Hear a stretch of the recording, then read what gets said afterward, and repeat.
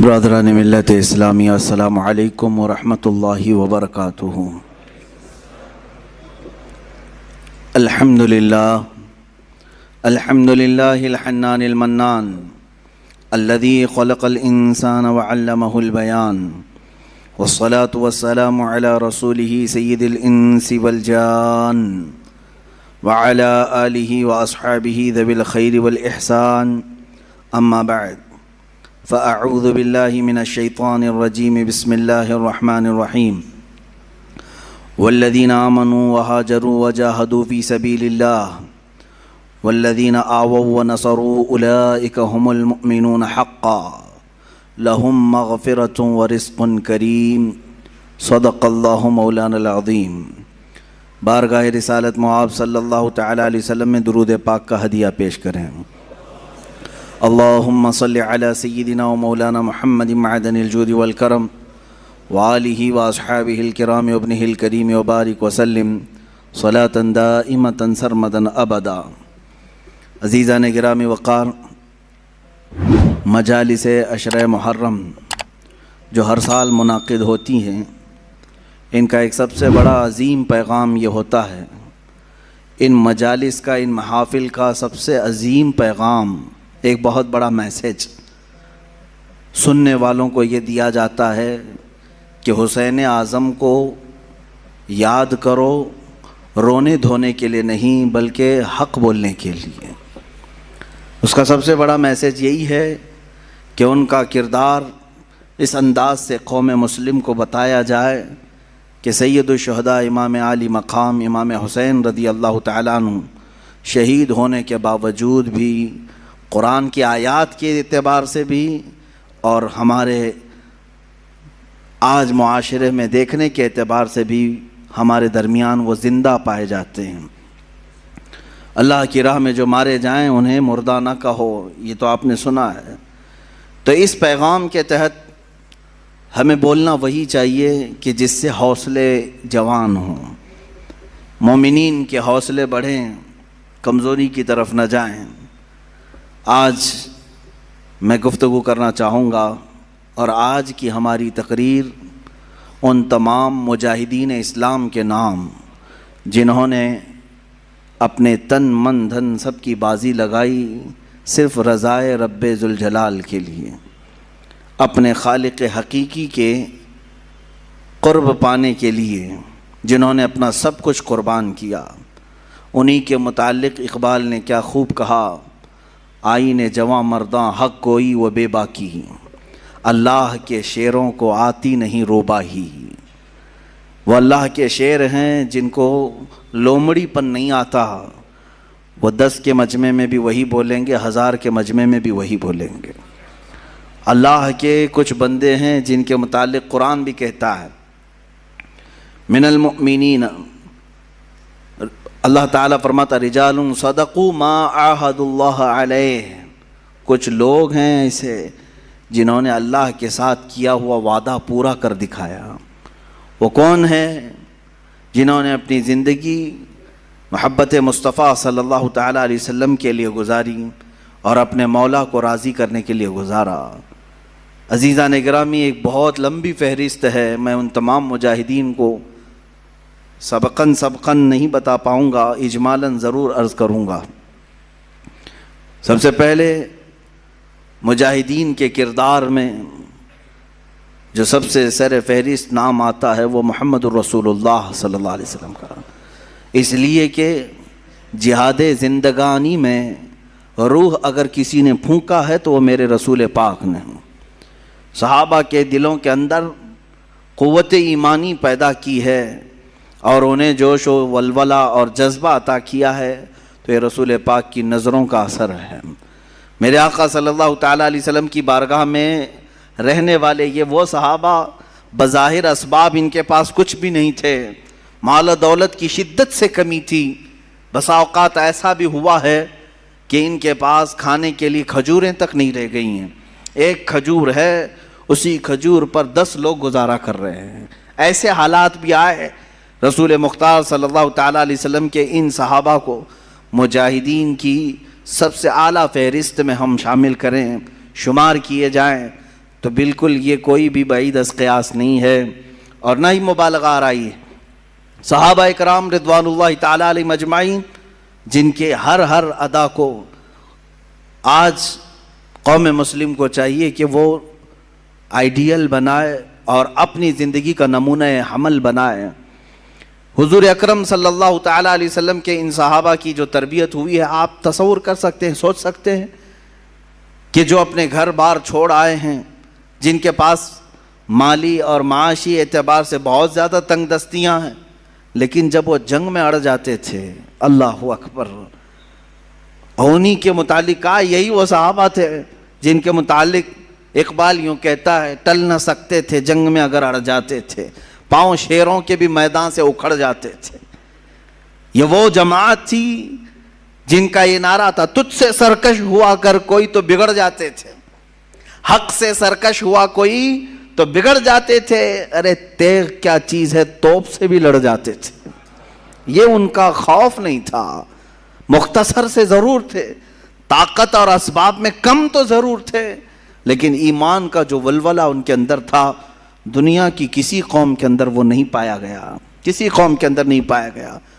سلام ان مجاہدین کی تربتوں پر، قیامت تک مولا ان کی قبروں پر رحمت و انوار کی بارشیں فرمائے۔ عزیزان گرامی، رسول مختار صلی اللہ تعالیٰ علیہ وسلم کی کیمیا اثر نظروں نے انہیں جس پائے کا بنایا تھا، سچ کہا شاعر نے، خود نہ تھے جو راہ پر اوروں کے ہادی بن گئے، کیا نظر تھی جس نے کہ مردوں کو مسیحا کر دیا، ایک عرب نے آدمی کا بول بالا کر دیا، خاک کے ذروں کو ہمدوش سریا کر دیا۔ یہ مصطفیٰ کریم صلی اللہ تعالیٰ علیہ وسلم کی کیمیا اثر نگاہ تھی کہ جو صحابہ کرام رضوان اللہ تعالیٰ علیہ مجمعین کو بہت ساری خصوصیات کا حامل بنایا۔ وہ لوگ جو مدینے میں یا مکے میں پہلے چھوٹی چھوٹی باتوں پر لڑ جاتے تھے، 120 سال تک کے ان کی جنگیں ہوتی تھیں، بڑے ان کے اندر برائیاں پائی گئی ہیں، عرب کے معاشرے میں سنتے رہتے ہیں آپ تاریخ، لیکن وہ انقلاب کیسا تھا جس کو میرے آقا صلی اللہ علیہ وسلم نے انہی صحابہ کے درمیان پیش کیا، اور اس جماعت کو ایسا تیار کیا کہ ان کا مثل اور ان کا مثیل آج تک کوئی نظر نہیں آتا۔ صحابہ کرام رضوان اللہ تعالیٰ علیہ مجمعین، ان میں جو مجاہدین صحابہ ہیں، ان میں سے مختصر چند صحابہ کی سیرت لیتے ہوئے ہم آگے بڑھتے ہیں۔ اسلام کیسے پھیلا ہے، اسلام کیسے پھیلا ہے؟ آج یہاں مسجد میں بیٹھ کر کے کچھ لوگ یہ سمجھتے ہیں پھولوں کی سیج پر سج کر ہمارے گھر میں آ گیا ہے، ہم باپ سے مسلمان ہیں، ماں سے مسلمان ہیں، اور اب تو لوگوں کو، ہمارے بچوں کو ایسا بھی لگتا ہوگا کہ بڑے کا گوشت کھانے والا مسلمان ہوتا ہے۔ آسان کام تو ہے میرے عزیزو، اس اسلام کو ہم تک پہنچانے کے لیے جن مجاہدین نے اپنے مجاہدانہ کارنامے نمایاں انجام دیے، ان کی ایک بڑی لمبی فہرست ہے، طویل فہرست ہے۔ آج جو تم سکون کے ساتھ مسجدوں میں نمازیں ادا کر پاتے ہو، یا پھر تمہارے گھروں میں آج دین اسلام کی جو بہاریں ہیں، ان کے پیچھے قربانیوں کی ایک لمبی قطار ہے، قربانیوں کی ایک بہت لمبی فہرست ہے۔ رسول مختار صلی اللہ تعالیٰ علیہ وسلم کے وہ صحابہ جن کی زندگیوں کو دیکھے مشقتوں کا سامنا، مصیبتوں کا سامنا جو کرنا پڑا، یہ کربلا کے بیانات میں ہونا ضرور چاہیے، جہاں ہم حسین اعظم کے مجاہدانہ کردار کو بیان کرتے ہیں، ساتھ ہی رسول پاک کے دیگر جانثار صحابہ کی جہاد کو بھی ہم بیان کرتے ہیں، ان کے مجاہدانہ کردار کو بھی ہم بیان کرتے ہیں۔ اس کی وجہ یہ ہے کہ میرے عزیزو، صحابہ کرام اور اہل بیت ہمارے لیے دونوں ہی عظمت کے حامل ہیں، اور ان دونوں کے ساتھ ہی ہم جنت کے طلبگار ہیں۔ میرے آقا صلی اللہ تعالیٰ علیہ وسلم کے یہ چند صحابہ جن کے کردار کے متعلق میں عرض کر رہا ہوں، اے نوجوانوں، وہ معاشرہ کیسا تھا جس میں باپ اور بیٹا اس بات پر لڑ رہے ہیں کہ کل بدر میں مجھے جانا ہے کہ تم کو جانا ہے۔ کوئی کھیل کے گراؤنڈ میں نہیں جا رہے تھے، بدر کے میدان میں، مدینے سے 160 کلومیٹر کی دوری ہے، باپ اور بیٹا رات کے وقت گھر میں لڑائی کر رہے ہیں اس بارے میں۔ بیٹا کہتا ہے نہیں میں رسول پاک کے ساتھ جاؤں گا، باپ کہتا ہے نہیں میری عمر زیادہ ہے، میں رسول پاک کے ساتھ جاؤں گا۔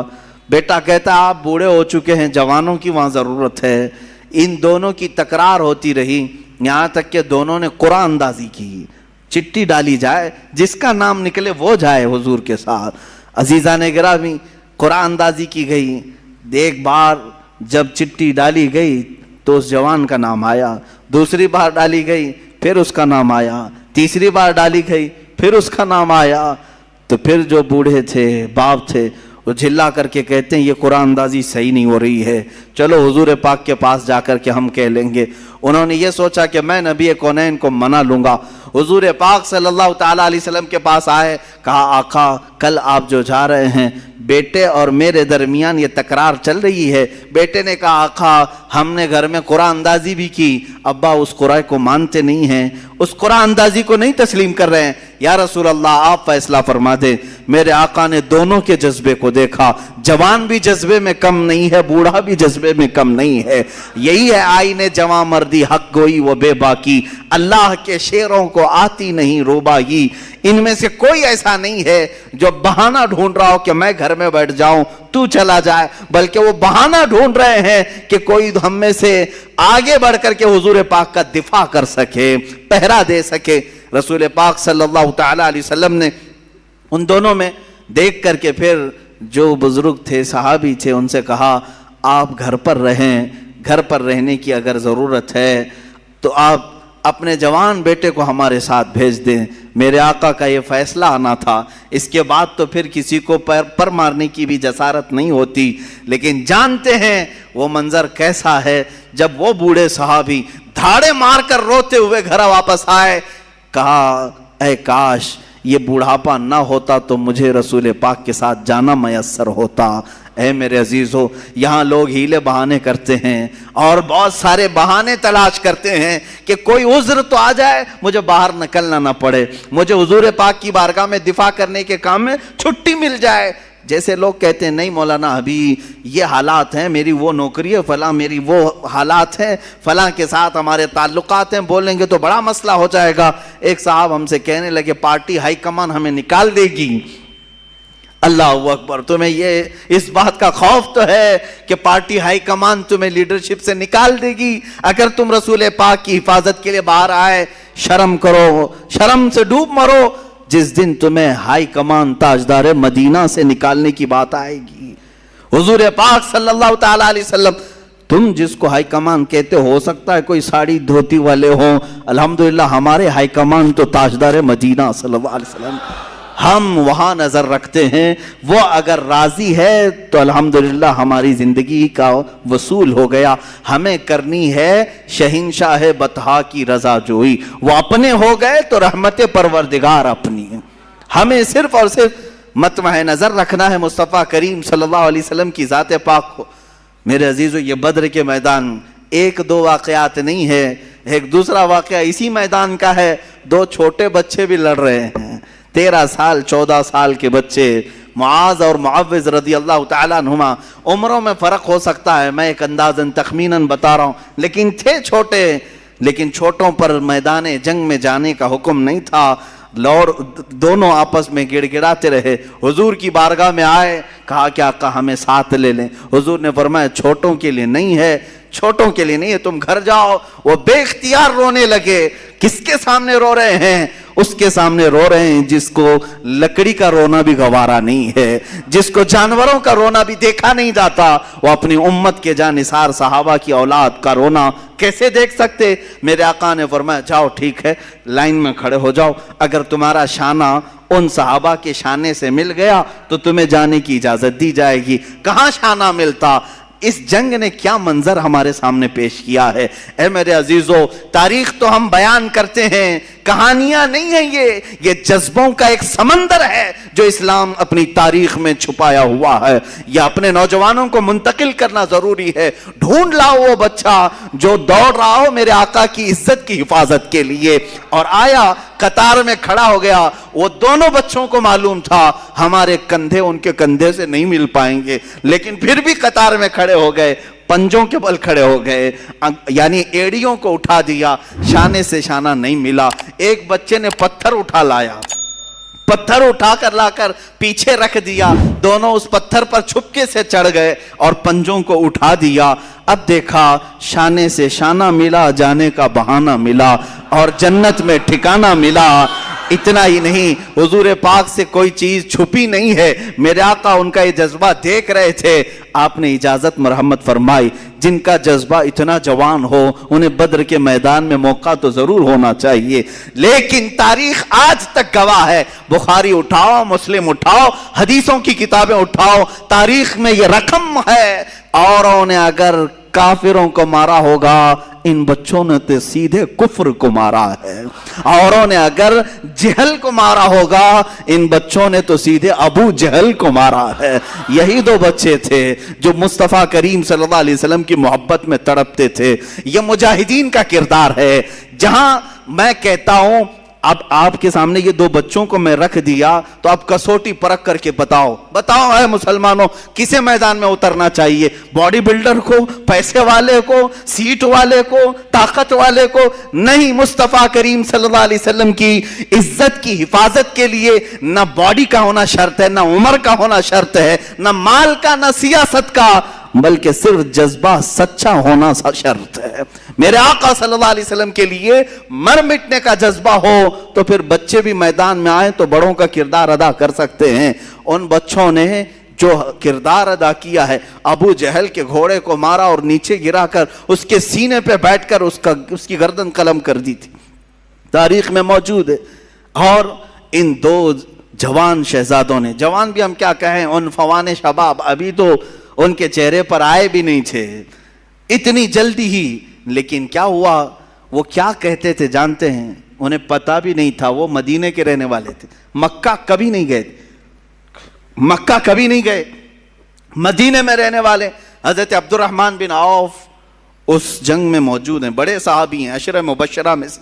وہ کہتے ہیں یہ دو بچے میرے پاس آئے، پوچھنے لگے چچا ابو جہل کس کا نام ہے، کون ہے وہ؟ حضرت عبد الرحمن کہتے ہیں میں نے ان سے کہا تم کو اس سے کیا کرنا ہے، وہ سردار قریش ہے، وہ پہلوانوں کا پہلوان ہے، تم کیا کرو گے؟ بچوں نے جو جواب دیا وہ ہمارا درس ہے۔ انہوں نے کہا سنا ہے وہ مصطفیٰ کی شان میں گالیاں دیتا ہے، بس یہی چیز تھی جس کی وجہ سے تلاش میں تھے۔ حبیب باری صلی اللہ علیہ وسلم کو وہ گالیاں دیتا ہے۔ حضرت عبد الرحمن مسکراتے رہے، دو بچے ہیں اور ڈھونڈ رہے ہیں کس کو، اس زمانے کے بڑے طاقتور پہلوان کو۔ حضرت عبد الرحمن کہتے ہیں میں اسی بات چیت میں تھا کہ اچانک ابو جہل سامنے سے گزر رہا تھا، میں نے کہا بچوں وہ دیکھو وہی خبیث ہے جو گھوڑے پر جا رہا ہے۔ ان بچوں نے ابھی بات مکمل بھی نہیں ہونی پائی تھی کہ چیل کی طرح جھپٹ پڑے اس پر۔ انہوں نے یہ نہیں دیکھا کتنی طاقت ہے ان کے پاس، کتنی قوت ہے ان کے پاس۔ یہی میں بار بار دہراتا رہوں گا اقبال کا شعر، آئینے جواں مرداں حق گوئی وہ بے باکی، اللہ کے شعروں کو آتی نہیں روبائی۔ اللہ کا جو شعر ہے، ارے شعر ہوتا ہے، بچہ ہو تو بھی شکار کرتا ہے، بوڑھا ہو تو بھی شکار کرتا ہے، شعر ہے، اللہ کے شعروں کو آتی نہیں روبائی۔ حضرت عبد الرحمن بن عوف کہتے ہیں میں نے ان کی مجاہدانہ کردار کو دیکھا، ان بچوں نے سر تو قلم کیا اس کا، واپس آئے تو کیا وہ صحیح سلامت آ گئے؟ کافروں نے ان کو مارا، ایک شہزادے کے مونڈے پر تلوار ماری جو ہاتھ لٹک گیا، کٹ گیا ہاتھ پورا کندھے سے اور بغل کی چمڑی سے لٹکتا رہا۔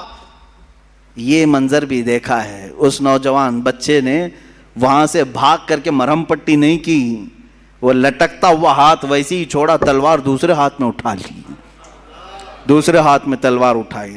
میاں انگلی کٹ جائے برداشت سے باہر ہوتا ہے، مونڈے سے ہاتھ کٹ گیا ہے۔ اس کے بعد منظر یہ بھی دیکھا گیا، اس بچے نے اپنے ہاتھ کو پیر میں دبا کر کھینچ کے نکال دیا، جو چمڑی سے لگا ہوا تھا بغل کی، نکال کر پھینک دیا۔ کہا مجھے اس ہاتھ کی ضرورت نہیں جو خلل اندازی کر رہا ہے۔ یہ دونوں شہزادے بدر میں شہید ہوئے، معاذ اور معوذ رضی اللہ تعالیٰ عنہما۔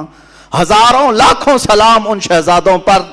ہماری زندگیاں تمام ہو گئی مگر ہم ان کے قدموں کے ناخنوں تک بھی نہیں پہنچ سکتے، ان کے قدموں کی دھول تک بھی کوئی نہیں پہنچ سکتا جنہوں نے مصطفیٰ کریم صلی اللہ تعالیٰ علیہ وسلم کی عزت کی حفاظت کے لیے، اسلام کی سربلندی کے لیے، حق کے علل اعلان بیان کے لیے اپنی زندگیاں وار دیں اللہ کی بارگاہ میں۔ عزیزان گرامی وقار، آؤ اسی طرح زندگی کا وہ لمحہ بھی دیکھیں جو سیدنا حنظلہ رضی اللہ تعالیٰ عنہ کو ملا۔ آج رات شادی ہوئی ہے، دلہن سہاگ رات میں ہے، لیکن باہر اعلان ہوا، اس نوجوان نے شادی کی رات ہی اپنی بیوی سے کہا مجھے جانا ہوگا، اس لیے کہ نبی کونین صلی اللہ علیہ وسلم کی طرف سے بلاوا آیا ہے، حضور کی عزت پر کافروں نے، دشمنوں نے حملہ کیا، مجھے جانا ہوگا۔ بیوی نے رخصت کیا، خوشی خوشی رخصت کیا، ہاتھوں اور پیروں میں بیڑیاں نہیں ڈالی کہ کہاں جا رہے ہیں آج کی دلہنوں میں چھوڑ کر، ولیمہ بھی نہیں ہوا، نہیں، دلہن نے خوشی خوشی رخصت کیا۔ وہ حنظلہ بھی آئے میدان احد میں اور دوسرے دن جام شہادت بھی نوش کیا، واپس نہیں آ سکے، واپس نہیں آ سکے۔ کون ہے ہم میں سے جو یہ قربانیاں پیش کر سکتا ہے؟ اے نوجوانوں، باتیں کرنا بہت آسان ہے، لوگوں کے درمیان جواں مردی کی باتیں پیش کرنا یہ بہت آسان ہے، عملی میدان میں اتر آنا یہ بہت کمال کی بات ہے۔ اللہ تعالیٰ جس سے چاہے کام لے لے۔ وہ صحابہ کے کردار ہم کیوں بیان کرتے ہیں؟ اس لیے بیان کرتے ہیں کہ تمہارے اندر سے بزدلی دور ہو جائے، خوف نکل جائے۔ تم جن چیزوں کو لے کر کے ڈرتے رہتے ہو، میرا کیا ہوگا، میرے بچوں کا کیا ہوگا، میرے گھر کا کیا ہوگا، کون ان کو دیکھے گا، میں اگر کہیں چلا گیا، مجھے اگر بند کر دیا، ظالموں نے مار دیا، یہ سوچ خالی تمہاری ہے۔ ان صحابہ کو کبھی ایسا سوچنے میں نہیں ملا؟ کیا ان کی بیویاں نہیں تھی، ان کے بچے نہیں تھے؟ ان مجاہدین اسلام کا کوئی تھا ہی نہیں، وہ جو اس طرح سے حضور پاک کے لیے نکل پڑتے تھے۔ اے نوجوانوں، ان کی بھی خاندان تھے، ان کی بھی جائیدادیں تھیں، ان کے بھی مال پراپرٹی تھے۔ سیدنا عثمان ابن عفان رضی اللہ تعالیٰ عنہ کے کتنے بڑے کاروبار تھے، کتنے بڑے پراپرٹیاں تھیں، لیکن مجھے یہ بتاؤ ان صحابہ کی پراپرٹیاں، جائیداد، مال، دولت، اولاد، باغیچے کبھی بھی حضور کے اور ان کے درمیان حائل نہیں ہو سکی، کبھی بھی آڑ نہیں بن سکی۔ فرق صرف یہی ہے کہ آج ہر چیز ہمارے سامنے آڑ بن جاتی ہے، آڑ بن گئی، مائیں آڑ بنتی ہیں، باپ آڑ بن جاتا ہے۔ اگر کوئی جوان اٹھتا بھی ہے، حق بولنے کی بات کرتا ہے، تو اس کے گھر والے ہی سب سے پہلے اس کے ہاتھ پیر میں باندھ دیتے ہیں، حالات خراب ہیں، تو کہاں جا رہا ہے، مولانا بولتے رہتے ہیں، ان کا کیا ہوتا ہے، تو مر جائے گا، یہی سب تو باتیں آتی ہیں۔ یہ بزدلی جو آج گھروں میں سکھائی جا رہی ہے، جن ماؤں نے اور جن بہنوں نے اپنے بھائیوں کو اس طرح کی باتیں سکھائی، مت جاؤ ان کی باتوں پر، یہ جوش کی باتیں کرتے ہیں، میدان میں لے جا کر کے مار ڈالیں گے، وہ خود تو زیف رہیں گے، تم اندر چلے جاؤ گے، مارے جاؤ گے۔ ٹھیک ہے تم اس طرح تربیت کر لینا، لیکن ایک وقت آئے گا جب تمہاری عزت پر حملہ ہوگا، تب بھی یہ جوان باہر نہیں آ سکے گا، نہیں کھڑا ہوگا۔ چیلنج کرتا ہوں، لکھ کر کے رکھ لینا، تم نے اس کو روکا ہے اللہ اس کے رسول کی رضا کے لیے، اللہ اس کے رسول کی رضا حاصل کرنے جانے سے تم نے روکا، تو پھر تمہاری حفاظت بھی یہ کبھی نہیں کر سکے گا۔ یاد رکھنا، جو اللہ اس کے رسول کی رضا کے لیے نکلنے والا جوان ہے، وہ سب سے زیادہ اپنے گھر کی حفاظت کرنے کا اہل بھی ہوتا ہے، وہ اپنے بھائیوں، بہنوں، ماں، بچیوں سب کی حفاظت کا اہل بھی ہوتا ہے۔ خیر، سیدنا حنظلہ رضی اللہ تعالیٰ عنہ مجاہدین میں ایک اعلیٰ کردار کا نام ہے۔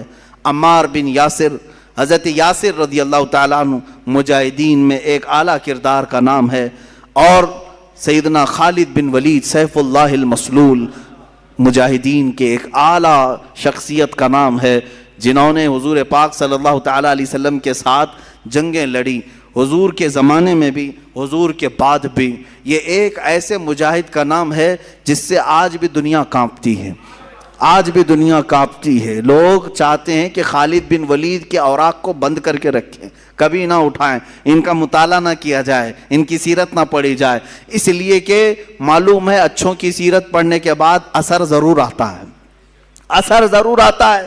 خالد بن ولید رضی اللہ تعالیٰ عنہ وہ مجاہد صحابی جن کو اللہ کے رسول نے سیف اللہ کہا ہے، یہ اللہ کی لٹکتی ہوئی تلوار ہے۔ انہوں نے اپنی زندگی میں 125 جنگوں میں شرکت کی، 125 جنگوں میں شرکت کی، اور آپ کو ایک بات بتاؤں، 125 میں سے ایک میں بھی شکست نہیں کھائی، ایک میں بھی شکست نہیں کھائی۔ یہ آپ کو خاصہ تھا، آپ کی اسپیشلٹی. آج اور ایک میں بتا دوں آپ کو، اللہ تعالیٰ نے جو آپ کو خصوصی انعام دیا سارے صحابہ میں، خالد بن ولید کو 125 جنگوں میں شریک ہوئے اور ساری 125 میں فتح یابی ملی، ایک میں بھی شکست نہیں. دوسری خصوصیت آپ کی یہ ہے، دوسری خصوصیت خالد بن ولید رضی اللہ تعالیٰ عنہ جن علاقوں کو فتح کیے 125 جنگوں میں، جن علاقوں کو فتح کیے، آج تک وہ علاقے کبھی کافروں کے ہاتھ میں نہیں گئے. صرف ان کی خصوصیت ہے. بعض علاقے ایسے ہیں جن کو مجاہدین نے فتح کیا، 100 سال 200 سال کے بعد پھر دوسروں نے ان پر قبضہ کر لیا ہے. ایسے کچھ حالات ہوئے ہیں اور کچھ مقامات ایسے ہیں کہ جیسے مثال کے طور پر ترکی میں کئی مرتبہ ایسے حالات آئے، مصر میں ایسے حالات آئے، اور افریقہ میں کبھی کئی مرتبہ ایسے حالات آئے کہ جہاں مجاہدین اسلام نے ان کو فتح کر کے اسلام میں داخل تو کیا، حالات زمانہ کے بعد جیسے بغداد میں ہوا، پھر دوسروں کا قبضہ ہوا، پھر اسلام آیا، ایسا چلتا رہا. لیکن سیدنا خالد بن ولید نے اپنی زندگی میں جن علاقوں کو فتح کیا، اللہ نے وہ انعام آپ کو رکھا ہے. آج 1400 سال گزر جانے کے بعد بھی وہ علاقہ کبھی کافروں کے ہاتھ میں نہیں گیا، کبھی نہیں گئے. یہ آپ کی خصوصیت ہے سیدنا خالد بن ولید رضی اللہ تعالیٰ عنہ. اب ایک بات یہ بھی میں بتا دوں، وہ لڑتے تھے شہادت کے جذبے میں، ہمیشہ شہادت کے شوق میں لڑتے تھے. شہادت کبھی نہیں ملی، آپ شہید نہیں ہوئے. ایک بات یہ بھی، سب سے زیادہ جنگیں لڑنے والے، سب سے زیادہ فتح کرنے والے، سب سے زیادہ سپہ سالاری کرنے والے شہید نہیں ہوئے، شہید نہیں ہوئے. حضرت خالد فرماتے ہیں میرے جسم میں، پورے جسم میں ایک بالشت جگہ بھی باقی نہیں جہاں تیر نہ لگا ہو، جہاں نیزے نہ لگے ہوں. تیر آئے ہیں، نیزے لگے ہیں، چاقو لگی ہے، پورے جسم کی بات حضرت خالد فرماتے ہیں ایک بالشت جگہ بھی باقی نہیں ہے کہ جس میں تیر نہ لگا ہو. پورے حصے میں تیر لگے ہوئے ہیں، پورے بدن میں. حضرت خالد فرماتے ہیں ہر تیر کے بعد میری تمنا ہوتی کہ میں جام شہادت نوش کروں، لیکن نہیں. جب آپ کی آخری عمر ہوئی اور آپ بستر پر آرام فرماتے، موت کے آثار نظر آئے، بستر پر موت آ رہی ہے، آپ اپنے گھر میں انتقال کیے، کسی جنگ میں نہیں. اس وقت حضرت خالد بن ولید نے کہا تھا دنیا کو میسج دے دو، دنیا کو سنا دو جو لوگ ڈرتے ہیں جہاد سے. اگر جہاد میں ہی موت آنی ہوتی تو خالد بن ولید سب سے پہلے چلا جاتا. 125 جنگیں لڑنے والا، ہر علاقے میں موت کو ڈھونڈتا رہا، لیکن موت نہیں آئی، موت کبھی نہیں آئی. اس لیے کہ اللہ تبارک و تعالیٰ انہیں جنگوں میں موت نہیں دینا چاہتا، کیونکہ میرے نبی کی زبان سے جو نکلا تھا، کیا ان کے لیے یہ لفظ نکلا تھا کہ یہ اللہ کی لٹکتی ہوئی تلوار ہے، سیف اللہ ہے. اگر یہ کسی جنگ میں شہید ہو جاتے، کسی کافر کے مارنے سے ختم ہو جاتے، تو دنیا بعد میں یہ کہتی کہ اللہ کی تلوار ٹوٹ گئی، اللہ کی تلوار کو کسی نے توڑ دیا. اس لیے میرے مولا نے اس اللہ کی تلوار کو صحیح سلامت رکھا، اور آج تک وہ تلوار اپنی قبر میں صحیح سلامت ہی ہے، صحیح سلامت ہی ہے. یہ اس بات کا بھی اشارہ ہے کہ رسول اللہ نے جسے اللہ کی تلوار کہا وہ ٹوٹی نہیں ہے، وہ کبھی بھی پھر سے واپس امت میں بیدار ہو سکتی ہے، ہو سکتی ہے. اسی لیے اقبال نے کہا تھا نکل کے صحرا سے جس نے الٹ دیا تھا تخت روما کو، نکل کے صحرا سے جس نے الٹ دیا تھا تخت روما کو، سنا ہے قدسیوں سے میں نے کہ وہ شیر پھر ہوشیار ہوگا، سنا ہے قدسیوں سے میں نے کہ وہ شیر پھر ہوشیار ہوگا. وہ شیر انشاءاللہ العزیز اسی امت میں ہوشیار ہوگا. یہ لیکن شرط یہ ہے کہ ان مجاہدین کو سنا جائے اور سنایا جائے. سیدنا خالد بن ولید رضی اللہ تعالیٰ عنہ، میں مختصر چل رہا ہوں، باقی جوانوں کی ذمہ داری ہے کہ وہ پھر اپنے مطالعے کو وسیع کریں اور ان کو سرچ کریں اور پڑھیں، کتابوں میں ان کو نکالیں. ان صحابہ کو، صحابہ اکرام رضوان اللہ تعالیٰ علیہم اجمعین میں حضرت مصعب بن عمیر رضی اللہ تعالیٰ عنہ سفیر اسلام ہیں. سفیر اسلام کس کو کہتے ہیں؟ ایمبیسیڈر حضور پاک صلی اللہ تعالیٰ علیہ وسلم کے. حضرت جعفر طیار رضی اللہ تعالیٰ عنہ سفیر اسلام ہیں. حضور صلی اللہ تعالیٰ علیہ وسلم کے پاس سے خط لے کر کے جاتے تھے. کہاں جاتے تھے؟ کہاں جاتے تھے؟ چوک میں محلے میں کھڑے ہو کر درس دینے کے لیے نہیں. وہ صحابہ لے کر سیدھے بادشاہوں کے تخت کے سامنے کھڑے ہوتے. بڑے بڑے جو بادشاہ تھے یہ صحابہ کہاں کہاں گئے؟ مصر کے بادشاہ کے پاس گئے, روم کے بادشاہ کے پاس, ایران کے بادشاہ کے پاس, یہ سب خطوط لے کر بحرین کے بادشاہ کے پاس. جتنے اس وقت بادشاہ تھے یہ صحابہ یا تو اکیلے ہوتے یا دو لوگ ہوتے, سیدھے صرف دو لوگ ہوتے. میرے آقا صلی اللہ علیہ وسلم کا لیٹر خط لے کر کے جاتے اور بادشاہ کے پاس کھول کر کے پڑھتے. کیا کہتے اس میں؟ ایسا نہیں کہ آپ کی اقبال بلند ہو, آپ کی سلطنت بڑی ہے, آپ کی رعایا ایسے ہیں, نہیں, بلکہ سیدھے کہتے بسم اللہ الرحمن الرحیم, اللہ کے نام سے شروع جو نہایت مہربان رحمت والا. میں محمد صلی اللہ تعالیٰ علیہ وسلم کی طرف سے سفیر بن کر کے آیا ہوں. اے بادشاہ میں تجھے دعوت دیتا ہوں کہ تو اسلام قبول کر لے, اور اسلم تسلم یہ کہتے تھے. حضور کے اکثر خطوں میں یہ لکھا جاتا تھا اسلم تسلم, اسلام لاؤ امن پا جاؤ گے. یہ کس سے کہہ رہے ہوتے؟ وہ اپنے قیدیوں سے نہیں, ملک کے بادشاہ سے. بادشاہ غور سے سنتا بھی تھا, بادشاہ غور سے سنتا بھی تھا. ان دو صحابہ کا رعب کیسا تھا جو تخت کے سامنے کھڑے ہو کر کے بلند و بالا اعلاناً کہتے. کئی واقع ایسے آئے جن بادشاہوں کے سامنے جھک کر جانے کی عادت رہی ہے, رواج رہا ہے, وہاں وزیروں نے کہا کہ نہیں یہاں سجدہ کر کے جانا ہے. یہ صحابہ اڑ گئے, کہا کہ ہم سجدہ تو صرف اپنے خالق کو کرتے ہیں, ہم تو اپنے نبی محمد صلی اللہ علیہ وسلم کو سجدہ نہیں کرتے, اس بادشاہ کو کیا کریں گے؟ وہ جا کر کے پیغام دیتے بادشاہ کو کہ یہ لوگ کہہ رہے ہیں کہ سجدہ کر کے نہیں آئیں گے, جھک کر نہیں آئیں گے. بادشاہ کہتا جیسے آئے ویسے ہی آنے دو. کیا پیغام لائے ہیں؟ کیونکہ عرب میں جو بات پھیلی تھی ہر ایک کو تجسس تھا, ایکسائٹڈ تھا کہ کیا میسج آیا ہوگا پتہ نہیں. حضور صلی اللہ علیہ وسلم کا میسج خط لکھتے اور پتہ نہیں ان کی زبانوں میں بلا کا اثر بھی ہوتا. شاہ مقوقس کو کے دربار میں, مصر کے دربار میں, بادشاہوں کے دربار میں یہ دو صحابہ ہیں جو قاصد بن کر کے گئے, اور کئی بادشاہ ہیں اسی وقت اسلام قبول بھی کی, اسلام قبول کی. بادشاہ کی بات کر رہا ہوں, نجاشی کے دربار میں, نجاشی ایتھوپیا کا بادشاہ, شاہ حبشہ جس کو حبشہ کہتے ہیں, وہ آج کے زمانے میں اس کو ایتھوپیا کہتے ہیں. حضرت جعفر طیار کھڑے ہوئے جبکہ ان کے مخالفت میں ابو سفیان مکہ سے آئے ہوئے تھے کافروں کی طرف سے, ان کے بارے میں بولنے کے لیے کہ ان کو پناہ مت دو. نجاشی نے کھڑا کیا, کہا کیا تم پیغام لے کر کیا ہو, سناؤ ذرا. حضرت جعفر طیار طٰہٰ کی آیتیں پڑھنے لگ گئے.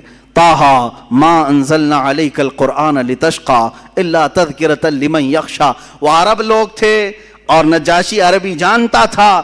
جب اس نے قرآن کی آیتیں سنی تو کہا اور کچھ پڑھو, اور کچھ پڑھو. اتنا پڑھایا کہ وہ اپنے کرسی پر ہی جھومنے لگا.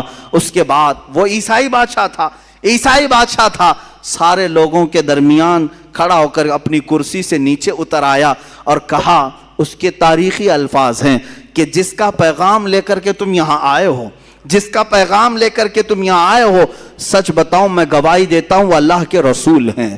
ان کا ہی یہ کلام ہو سکتا ہے, کسی رسول کا ہی یہ کلام ہوگا, وہ اللہ کے رسول ہیں. اور نجاشی نے جو تاریخی جملہ کہا تھا, کہا اللہ کی قسم اگر وہ یہاں ہوتے میں ان کے قدموں کو دھو کر پانی خود پی لیا کرتا.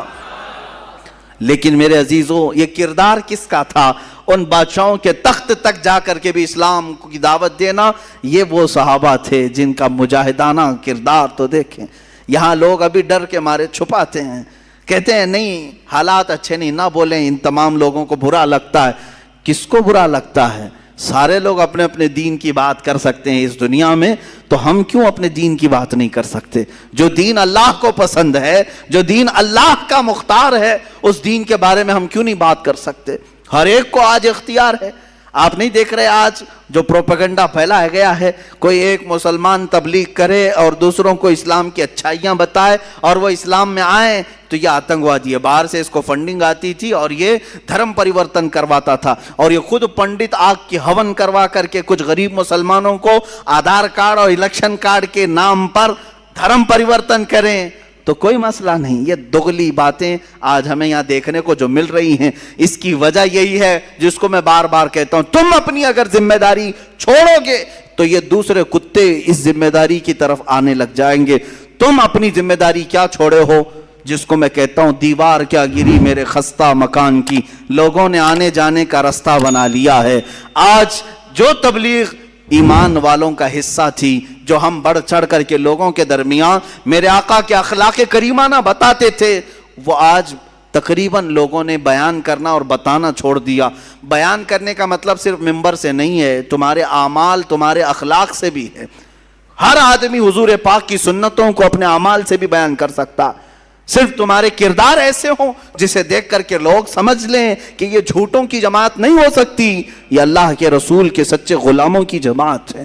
عزیزان گرامی وقار، یہ صحابہ کرام رضوان اللہ تعالی علیہ مجمعین جنہوں نے بادشاہوں تک بھی پہنچایا اسلام کے اس عظیم میسج کو، اور جنگلوں میں گئے ہیں۔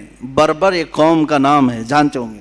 جب کسی کے اوپر بہت زیادہ سختی کی جاتی ہے نا تو کہتے ہیں کہ ظلم و بربریت کا ننگا ناچ ناچ رہا۔ بربریت کیا ہے؟ بربریت دوسری زبانوں میں بھی بربرتا بھی کہتے ہیں، یعنی بہت زیادہ کسی کے اوپر تشدد کیا جائے تو بربر کہا جاتا ہے۔ بربر ایک قوم کا نام ہے، جنگلوں میں رہنے والی بہت سخت قسم کی قوم تھی، تشدد کرنے والی قوم تھی۔ وہ اکثر باہر سے آنے والے انسانوں کو مار ڈالتے تھے۔ جنگلوں میں، افریقہ کے جنگلوں میں رہنے والی ایک قوم، بربر قوم، جس کا سامنا کوئی نہیں کرنا چاہتا، نہ ان کو انسانوں کی طرح جینے میں کوئی لطف تھا، نہ مال کماتے تھے، نہ مطلب گھر بناتے ہیں جنگلوں میں اسی طرح پتوں کی زندگی گزارتے ہیں، شکار کرتے کھاتے ہیں۔ کسی کا قتل کرنا، کسی کو پھاڑ دینا، پیٹ نکال چیر دینا کوئی بڑی بات نہیں تھی، معمولی بات تھی ان کے لیے۔ اس بربر قوم کے پاس رسول اللہ کے یہ دیوانے صحابہ اسلام لے کر کے گئے، اسلام لے کر کے گئے۔ اس بربر قوم کے پاس جن کی زبان تک نہیں آتی تھی، صحابہ گئے۔ کیا ان کو ڈر نہیں تھا کہ ہمارے جاتے ہی ہماری شکل و شباہت کو دیکھ کر کے یہ لوگ ہم پر حملہ کریں گے، مار ڈالیں گے؟ نہیں، اللہ کے شیروں کو آتی نہیں روبائی، وہ کسی میدان میں بھی چل پڑتے تھے۔ وہ صحابہ گئے ان جنگلوں میں، ان کی زبان تک نہیں آتی تھی، اشاروں سے انہیں سمجھایا، اشاروں سے انہیں بتلایا بہت ساری چیزیں۔ جب دھیرے دھیرے زبان کھول کر کے انہیں بتایا، ایک بات میں آپ کو بتا دوں، صرف آپ کو کہا گیا ہے کہ تم پیغام پہنچاؤ، دلوں میں اتارنا یہ اللہ کا کام ہے، اللہ کا کام ہے۔ وہ صحابہ اسی یقین کے ساتھ جاتے اور جنگل میں رہنے والی بربر قوم کے سامنے جب میسج پیش کیا، کبھی کوئی چیزیں بجا کر کے، کبھی اشاروں سے، لیکن چند دنوں کے بعد دیکھا اس بربر قوم نے انہی صحابہ کو امام بنا کر ان کے پیچھے نمازیں بھی ادا کرنا شروع کیا۔ جنگلوں میں نمازیں قائم ہو گئیں، اور اس کے بعد آج تک وہ قوم اسلام سے وابستہ ہے، آج تک وہ قوم اسلام سے وابستہ ہے۔ صحابہ رضوان اللہ تعالی علیہ مجمعین کے ہاتھوں پر جو اسلام لائی ہے وہ قوم 1400 سال گزر جانے کے بعد آج بھی افریقہ کے بہت سارے علاقوں میں وہ اسلام کے چاہنے والے موجود ہیں، مسلمان موجود ہیں۔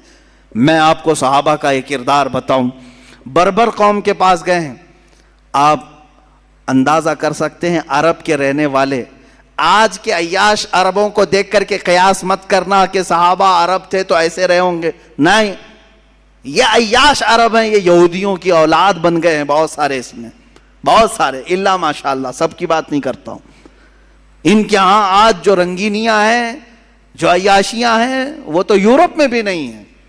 ان پر قیاس مت کرنا۔ صحابہ کرام رضوان اللہ تعالی علیہ مجمعین، سلف صالحین، تبع تابعین جو عرب تھے، ان کی عربیت بہت الگ تھی، اس کے باوجود وہ عرب میں جس انداز سے رہتے تھے وہ سب چیزیں ترک کر کے، جانتے ہو آج اگر میں آپ کو کہوں اتنی ٹیکنالوجی کے بعد بھی چائنا ذرا جا کے آؤ، آپ ہنس پڑیں گے، کیا کریں گے؟ چین چین چین چین کریں گے ہم وہاں جا کے، ہم کو نہ زبان آتی ہے، کچھ بھی نہیں آتی، کیا کریں گے؟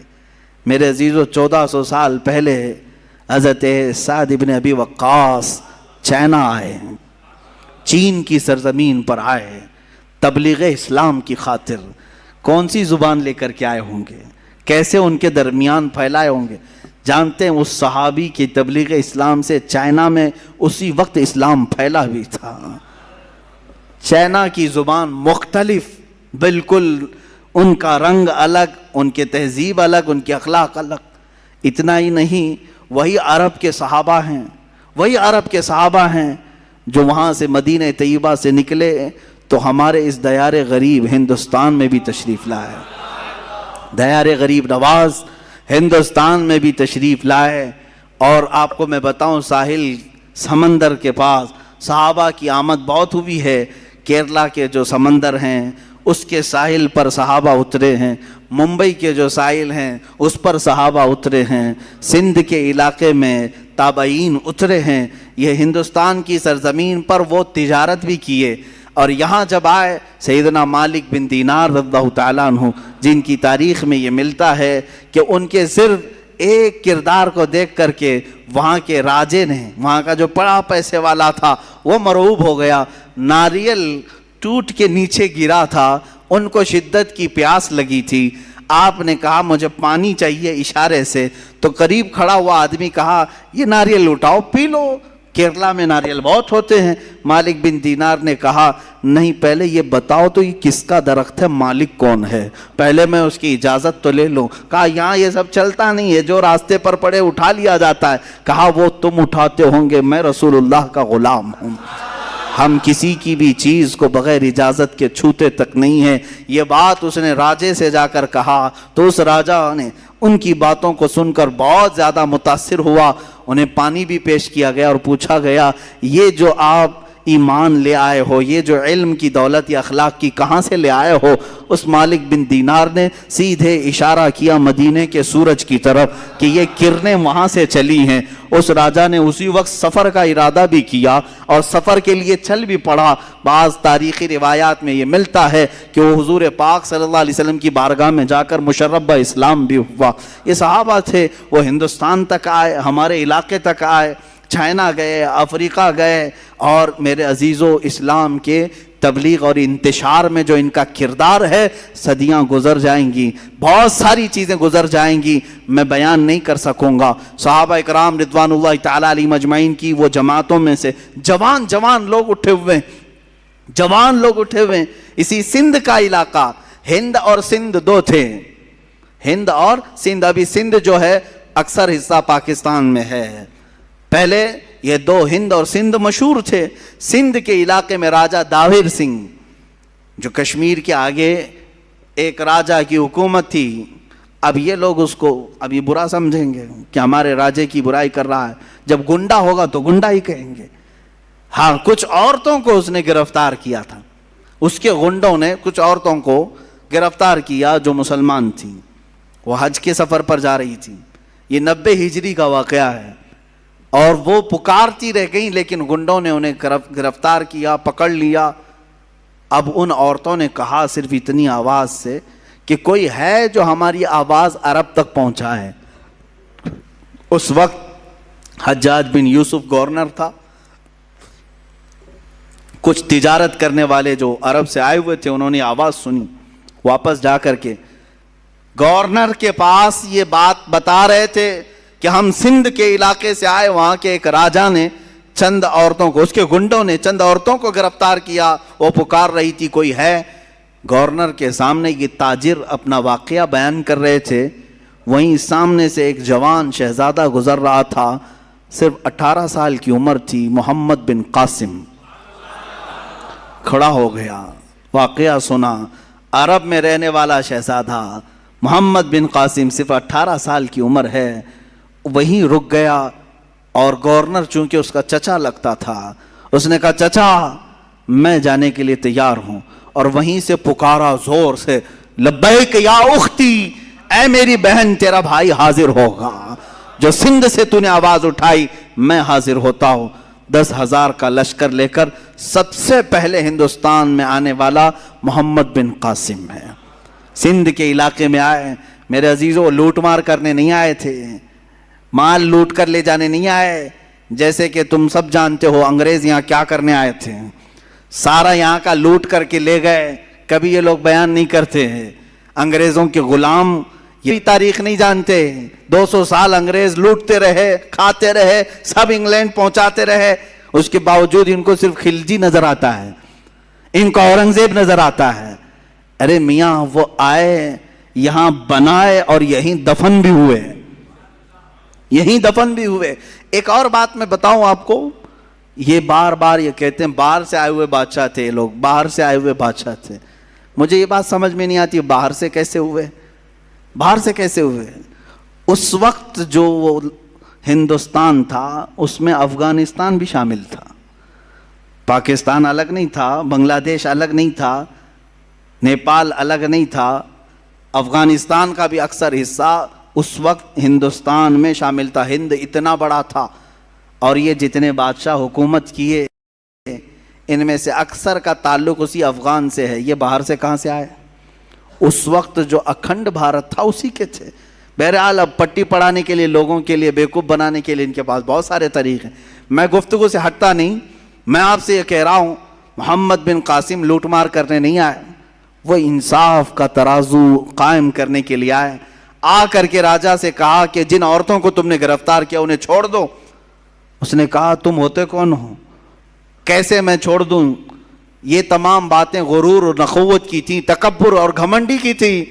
پھر اس جوان نے کہا تو چلو ٹھیک ہے، پھر دو بدو ہو جاتے ہیں، مقابلہ کرتے ہیں، جو فتح پالے اس کے حق میں یہ زمین بھی، یہ حکومت بھی اور یہ عورتیں بھی۔ اس نے منظور کر لیا۔ اسے یہ معلوم نہیں تھا پہلی مرتبہ وہ جوان شیر سے اس کا مقابلہ ہو رہا تھا۔ 3 دن سے زیادہ لڑائی چل نہیں سکی، سارے فوجی مارے گئے اور وہ راجہ گرفتار ہوا محمد بن قاسم کے ہاتھ میں۔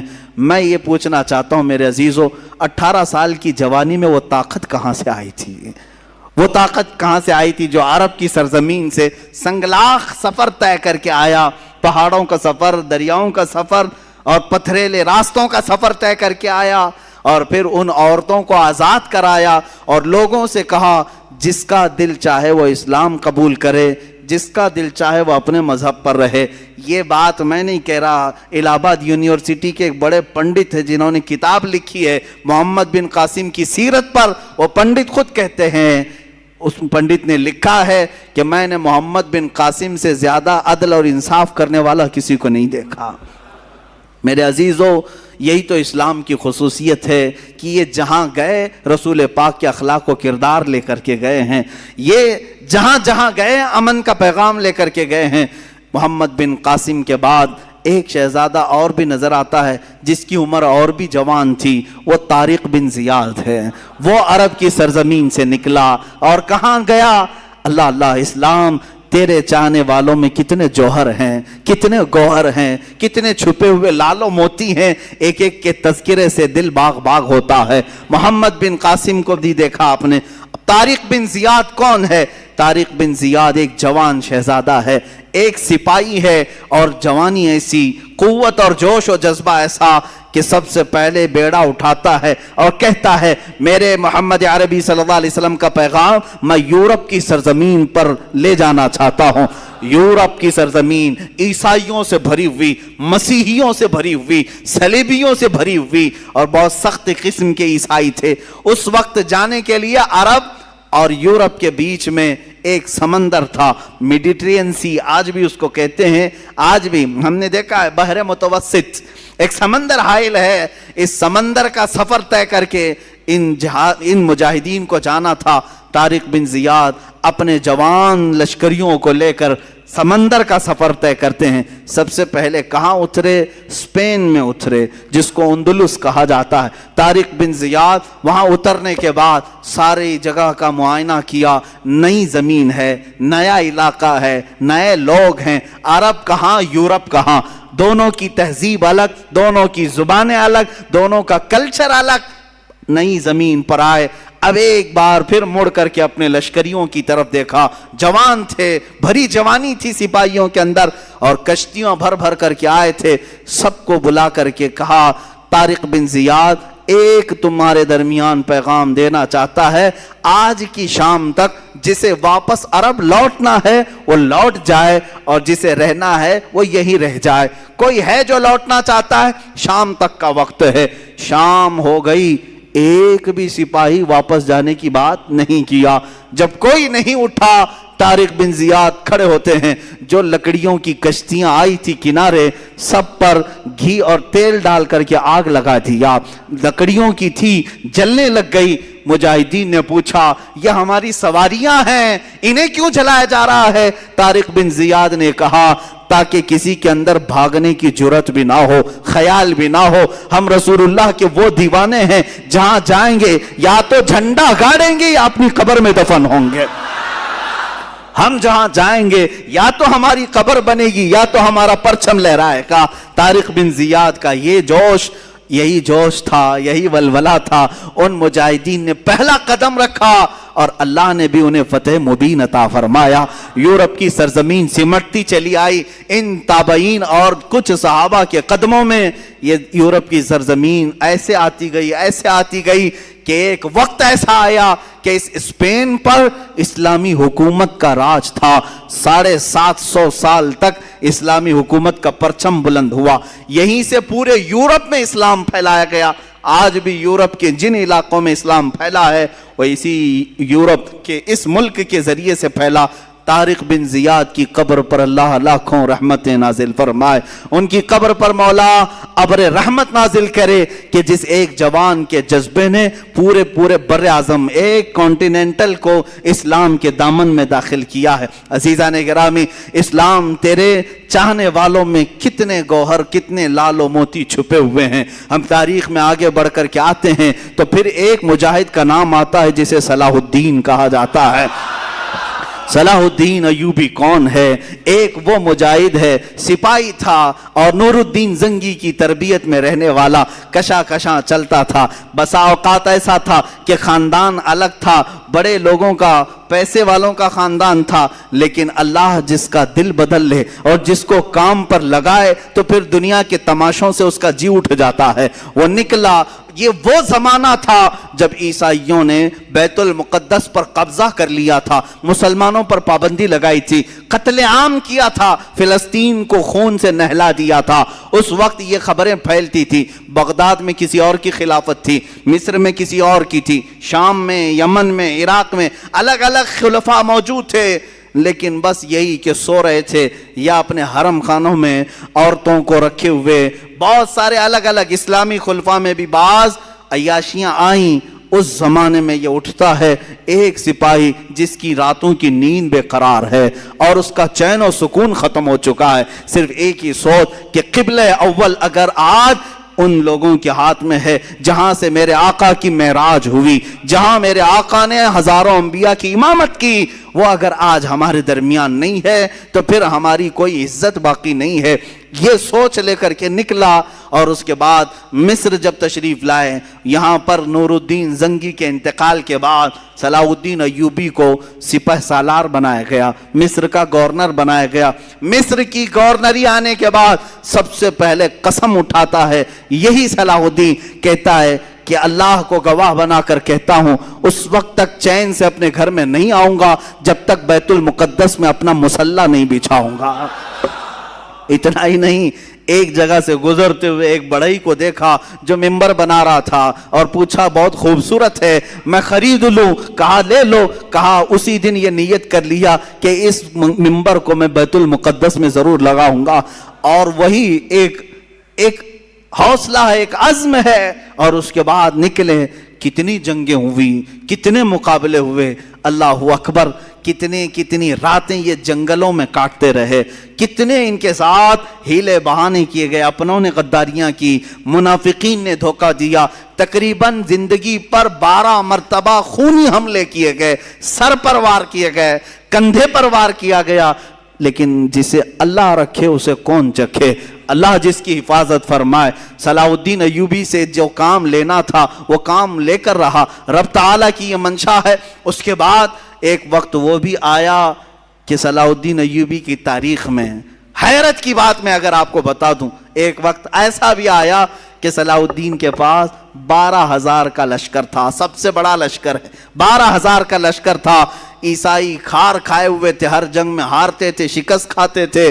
تو کیا کیا؟ صلیبیوں کے بڑے بڑے بادشاہوں نے اپنی فوجیں جمع کرنا شروع کی، اتنی فوجیں جمع کی کہ 4 لاکھ کو پہنچ گئی، اور وہ 4 لاکھ کی فوج جب مقابلے کے لیے نکل کر کے آئی، ملک شام کا علاقہ تھا، صلاح الدین سے کہا گیا اب یہ معرکہ خون ریز ہے، کیسے 4 لاکھ آ رہے ہیں، تمہارے پاس کیا ہے؟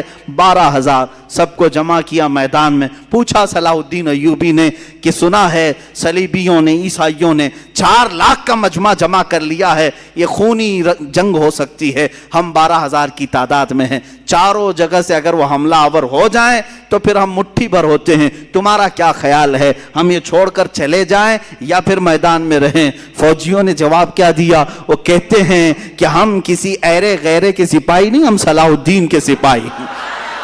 اللہ کے شیروں کو آتی نہیں روباہی، آئینے جواں مردہ حق گوئی وہ بے باکی۔ اقبال نے سچ کہا تھا، اللہ کے شیر کبھی لومڑی بننا پسند نہیں کرتے، میدان جنگ میں اڑ جاتے ہیں۔ اس کے بعد ہوا یہی، تاریخ نے دیکھا صلاح الدین ایوبی کی 12,000 کا یہ لشکر میدان میں اترا، 4 لاکھ کی فوج کو انہوں نے 3 دن کے اندر اپنی سیاسی بصیرت سے ایسے ٹکڑوں میں تبدیل کیا کہ تقریباً 8 ٹکڑوں میں الگ الگ انہیں بانٹ دیا، الگ الگ طریقے سے۔ اور مقابلے کے بعد تاریخ نے آج، یہ میری اپنی لکھی ہوئی بات نہیں کہہ رہا ہوں، عیسائیوں کے جو بڑے مورخ ہیں، تاریخ داں ہیں، انگلینڈ کے جو بڑے تاریخ داں ہیں، انہوں نے لکھا ہے کہ 4 لاکھ کی ہماری فوج کو صلاح الدین نے دھول چٹا دیا، دھول چٹا دیا، سب شکست کھا کر کے چل پڑے۔ عزیزان گرامی، اسی صلاح الدین نے پھر بڑھتے بڑھتے بیت المقدس کا دروازہ بھی کھٹکھٹایا اور اللہ تعالیٰ نے فتح یابی عطا فرمائی۔ جس دن بیت المقدس فتح ہوا، ظہر کی اذان خود صلاح الدین ایوبی نے دی ہے اور نماز بھی پڑھائی ہے۔ اس کے بعد ایک بہترین خطبہ بھی دیا اسی منبر پر کھڑے ہو کر کے۔ بیت المقدس فتح ہونے کے بعد کرنا کیا چاہیے تھا؟ جنہوں نے مارا تھا مسلمانوں کو انہیں پکڑ لیتے، جنہوں نے مسلمانوں کا مال لوٹا تھا انہیں پکڑ لیتے، جو وہاں عیسائی تھے۔ نہیں، صلاح الدین ایوبی نے بیت المقدس کے دروازوں سے آواز لگائی کہ جو امن کے ساتھ رہنا چاہتا ہے صلاح الدین اس کے لیے امن کے دروازے کھولتا ہے، اور جو جانا چاہتا ہے جتنا مال یہاں سے لے کر جا سکتا ہے، کسی کی گردن پر تلوار نہیں رکھی جائے گی۔ یہ بھی انگریز تاریخ دان نے لکھا ہے کہ اتنا زیادہ معاف کرنے والا کسی جرنیل کو ہم نے دنیا میں نہیں دیکھا۔ اور وہ ملک ناروے، جہاں پر کٹر لوگ رہتے ہیں، ناروے اور ڈنمارک جیسے آج بھی یورپ کی کنٹریز ہیں، آپ کو حیرت ہوگی، انہوں نے اپنے ملکی قانون کے اعتبار سے صلاح الدین ڈے منانا شروع کیا۔ صلاح الدین ڈے منا رہے ہیں۔ ارے میاں تم کو کیوں صلاح الدین ڈے؟ وہ کہتے ہیں کہ ہم نے ایسا صلاح الدین دیکھا ہی نہیں ہے، یہ اللہ تعالیٰ کی طرف سے پیدا کیا ہوا مجاہد اعظم تھا۔ عزیزان گرامی، ان مجاہدین میں سے ہر ایک کی تاریخ کے لیے ایک الگ الگ عنوان چاہیے۔ مختصر میں عرض کر رہا ہوں صرف اس لیے کہ جوانوں میں ہمارے جذبہ بیدار ہو۔ تم اس بات میں فخر کرو کہ تم جن کے وارثین ہو وہ کوئی بزدل قوم کے ہیرو نہیں تھے۔ الحمدللہ ہماری تاریخ میں کوئی ایسا ایرا غیرہ اور نتھو کھیرا نہیں ہے۔ اگر ہم تاریخ اٹھائیں تو آج بھی لوگوں کے سروں پر بجلیاں کون دیں گی، بجلیاں کڑکیں گی، اس لیے کہ صلاح الدین ایوبی کے بعد ہم نے تاریخ میں یہ بھی دیکھا ہے جس نے 3 بر اعظم، تقریباً دنیا میں 7 بر اعظم ہے نا، کانٹیننٹل، افریقہ، ایشیا، یورپ، یہ جو 7 بر اعظم ہیں، ان میں 3 بر اعظم کو اپنی طاقت اور اپنے اخلاق، اپنے کردار سے روشن کیا۔ اس ارطغرل غازی کو بھی ہم نے تاریخ میں دیکھا ہے، سلطان ارطغرل غازی رحمہ اللہ، ان کے جانشین سلطان عثمان غازی رحمہ اللہ، ان کی اولاد میں سلطان محمد فاتح رحمہ اللہ، ان کی اولاد میں سلطان عبدالحمید ثانی کو بھی ہم نے دیکھا ہے۔ ان کی مثالیں تم نہیں لا سکوگے۔ تین بر اعظموں پر انہوں نے اسلامی عدل و مساوات کا درس قائم کیا ہے، اور ایسے نہیں ہیں کہ وائٹ ہاؤس میں بیٹھ کر کے سازشیں رچ رہے ہوں، بلکہ میرے عزیزو اللہ نے ان کو تین بر اعظموں کی حکومتیں دی تھی، اس کے باوجود بھی رات کے وقت تنہائی میں جبہ پہن کر کے کسی روٹی بیچنے والے کی دکان میں کھڑے ہو جاتے اور 2 روٹیاں خرید کر لا کر اپنے گھر میں کھایا کرتے تھے۔ یہ بادشاہان اسلام بھی تھے، مجاہدین اسلام بھی تھے۔ اس فاتح قسطنطنیہ جس کی بشارت میرے آقا نے حدیث پاک میں دی ہے کہ قسطنطنیہ فتح کرنے والا وہ پہلا لشکر بغیر حساب و کتاب کے جنت میں جائے گا، وہ کون تھا؟ وہ سلطان محمد فاتح ہے جو ارطغرل غازی کی اولاد میں سے تھے۔ انہوں نے قسطنطنیہ کو فتح کیا۔ قسطنطنیہ اسی استنبول کو کہتے ہیں جہاں تاریخی ان کی بہت ساری چیزیں موجود تھی، کئی 100 سالوں سے موجود تھی، وہاں سے انہوں نے فتح کیا۔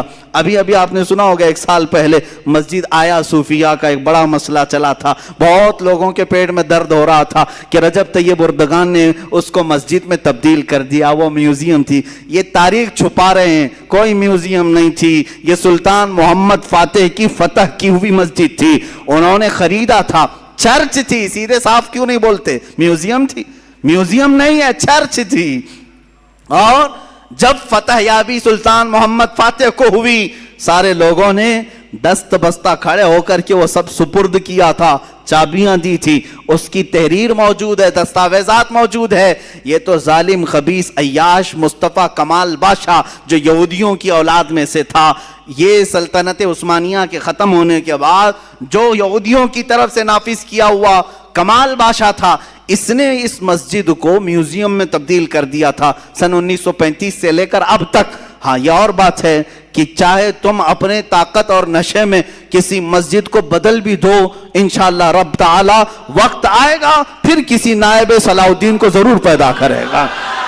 ہاں اگر آج ترکی میں کوئی جوان شیر پیدا ہے، اس نے اگر مسجد میں تبدیل کیا ہے تو اللہ تعالیٰ کی طرف سے دیا ہوا اس کو یہ انعام ہے، اور ہم بھی انتظار کریں گے انشاءاللہ العزیز۔ جن مسجدوں کو تم نے آج ہڑپ لیا ہے اور یہاں غیر قانونی طریقے سے عمارتیں بنا کر کے اپنے بھگوا جھنڈے لہرانے کی کوششیں کرتے ہو، 100 سال گزر جائیں، 200 سال گزر جائیں، ہم نا امید نہیں ہیں، ایک دن وہ آئے گا جب وہاں کی دیواروں سے بھی صدائے اللہ اکبر گونجے گی، اللہ اکبر کی صدا ضرور گونجے گی۔